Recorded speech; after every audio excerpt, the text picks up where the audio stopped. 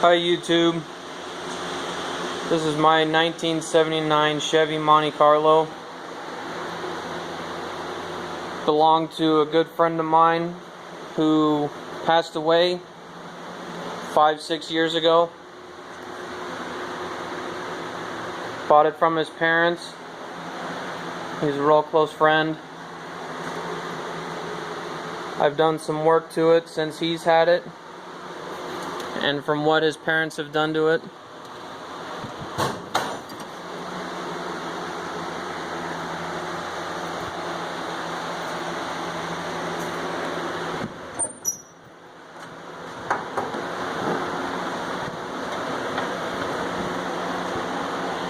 It's got a 489 stroker big block Chevy in it. It's got a really mild cam in it.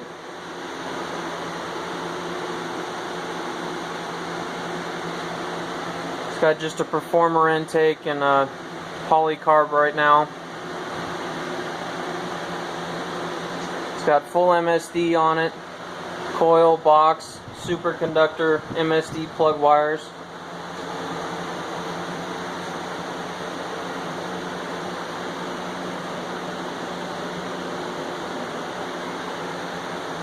A buddy of mine, who you can look him up, look up Big DZ. He has a Regal that he's doing a full frame off. He's been doing a lot of videos,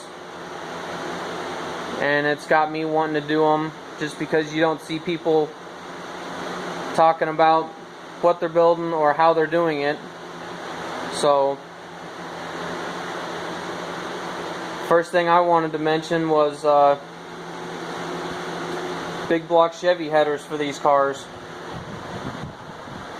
Now I have the AC delete, which when I put the headers in, I didn't have that. You can see down there, it's extremely tight. The headers that I have on here now are Hedman header Hustler race headers,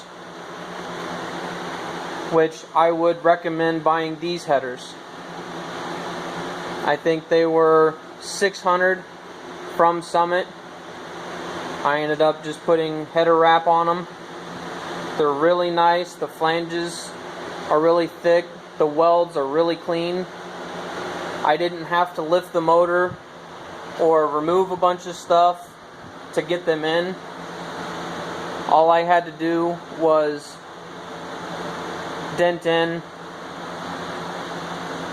one primary tube that goes right by the passenger frame rail.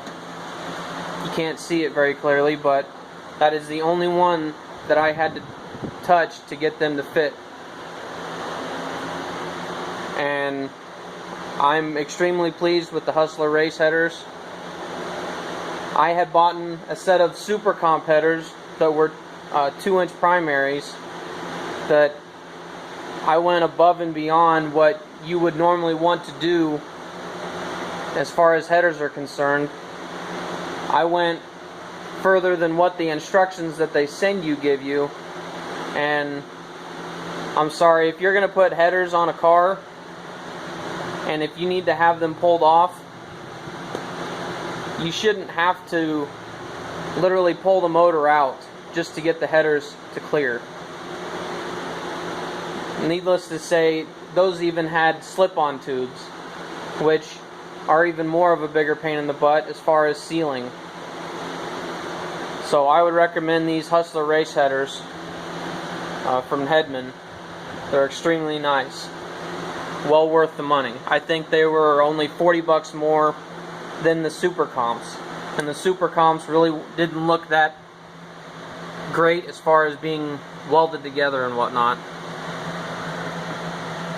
Another thing is if you're going to run headers, you need to have these, the spark plug boot covers.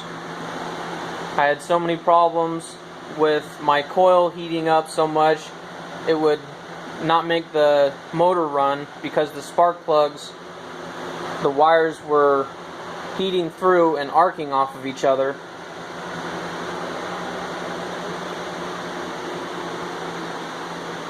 Another thing I did was put in new radiator and a set of twin electric fans. It helps keeps the motor running extremely cool.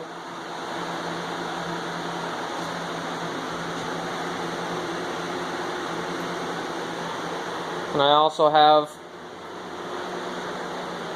put in a set of gauges.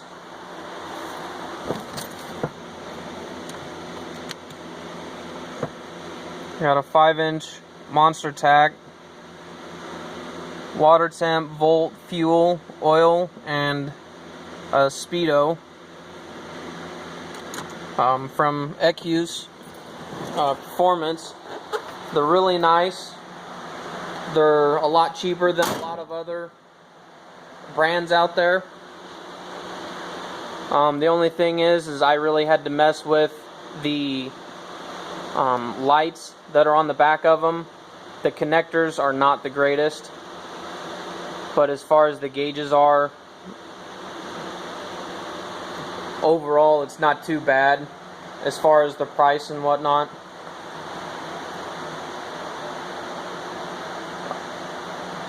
On the back side of the dash, I did have to clearance a lot for the speedometer cable for this gauge because I have it in the center. So I had to cut out a lot of the plastic pieces for where the air vents go, which I am not planning running AC in this car. And then I tied a lot of my wires together as far as the lights to keep them really clean. On the back side, I ended up running my own fuel line all the way down through the back of the car, down the side of the panel. I had to remove this panel here, pull the carpet up, remove the back seat and this side panel, and then the group of wires that goes to the rear of the car. I ended up just running my own wire to the gas tank because it wasn't giving me an accurate reading. So I just cut the wire off of the fuel tank, wired in a male and female piece. I just have a piece of electrical tape just covering that, so there's nothing can get to it since it's bare metal on the connectors.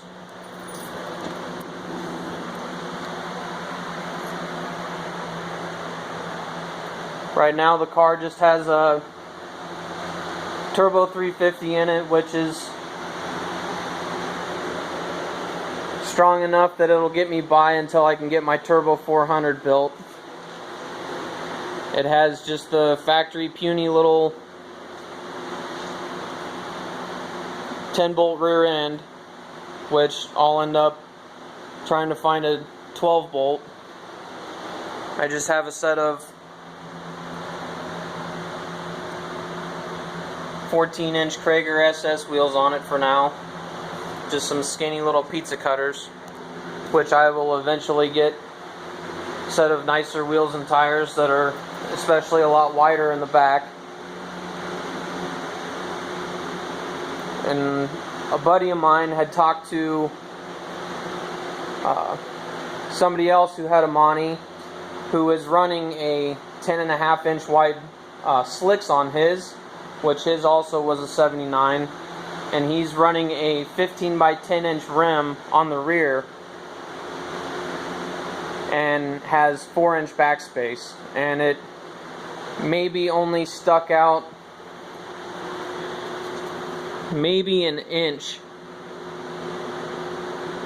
past the outside line of the wheel well.